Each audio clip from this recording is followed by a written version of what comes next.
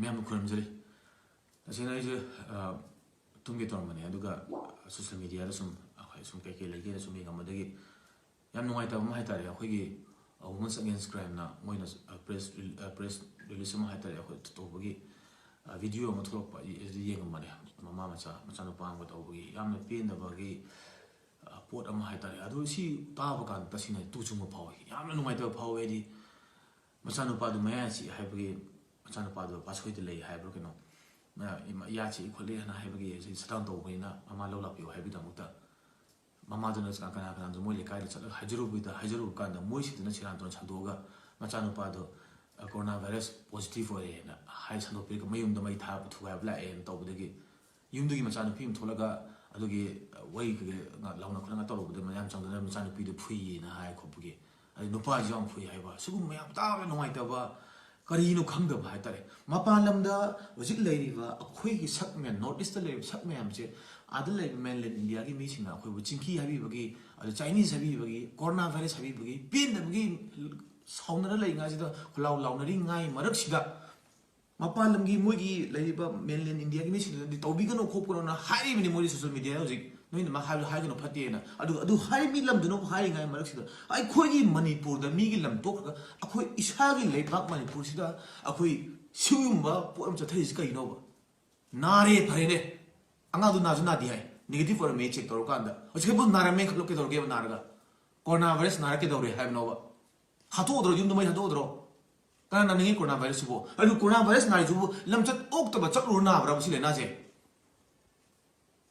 me am no corona virus nara ha ga dam na kai no to ur bi ri je nari bi mung do me am chang da kan na honer ga mathang madang saluk tu nam ka me to sige na me am chalo honari ba khai man na ri si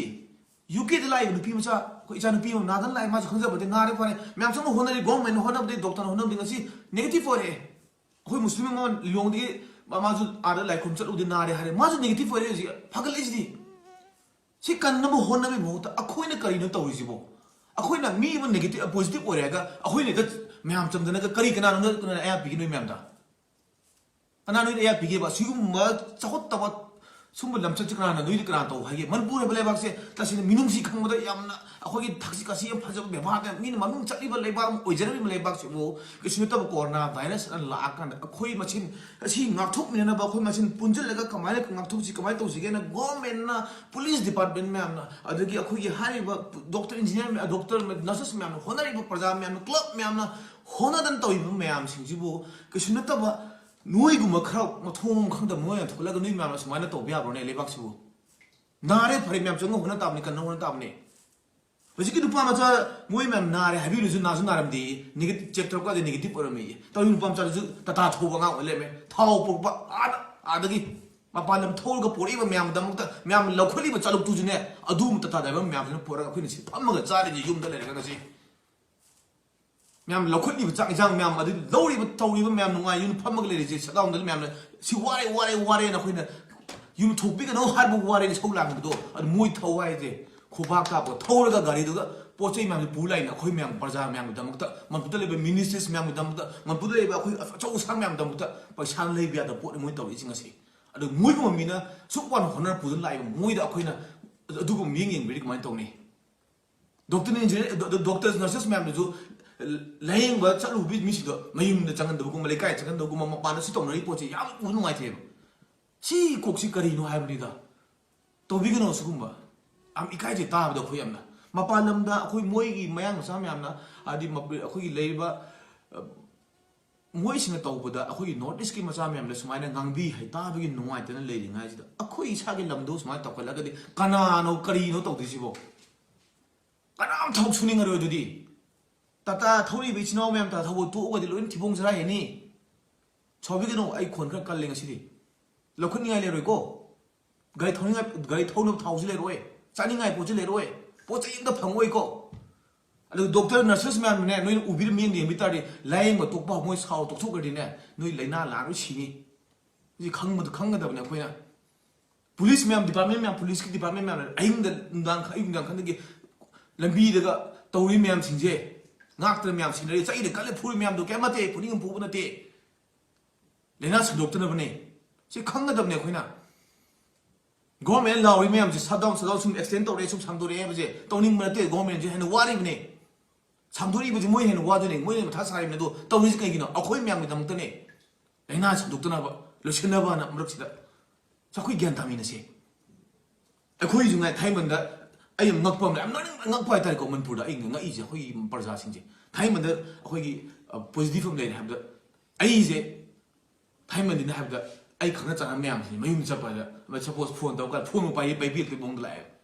phone ri lona bi mo la ti corona virus na thaiman da na ka kuna phone to ri phone pai bi ru no ha pa po to adu gi mental ti chen mam yaw yam cha ko ta pai tare kok yaw da akhoi ji kai bi chat ing di ji chat chat ti adu shut down gi du chat ti no si to roi da bane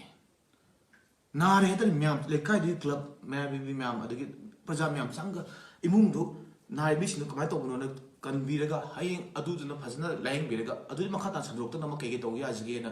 to go da po to adu to wi mo ta siran turan jum mai adu to no ko adu kana bole roi noi gi asigi groupism cha noi gi ka tare a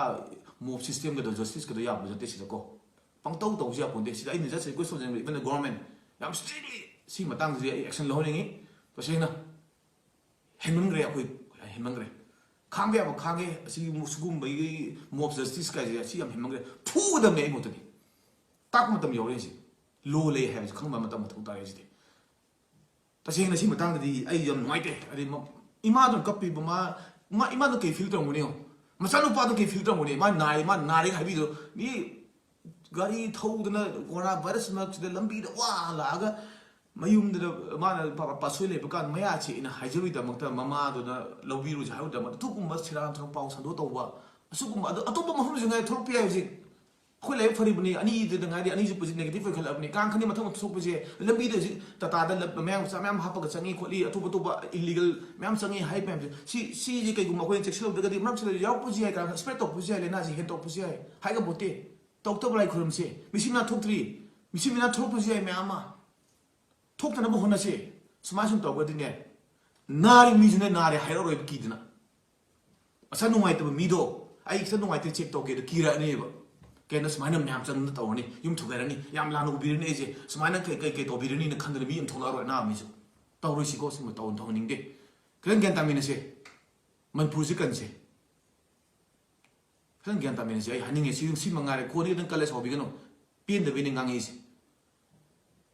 nang ju na ro he ble pun de ai ju na ro he ble pun de hi le na ji kham mu ja de am kan mi ne si le bak si ko le bak se na kan mi ne si tu mi khan se irang na ti se Please don't be a please.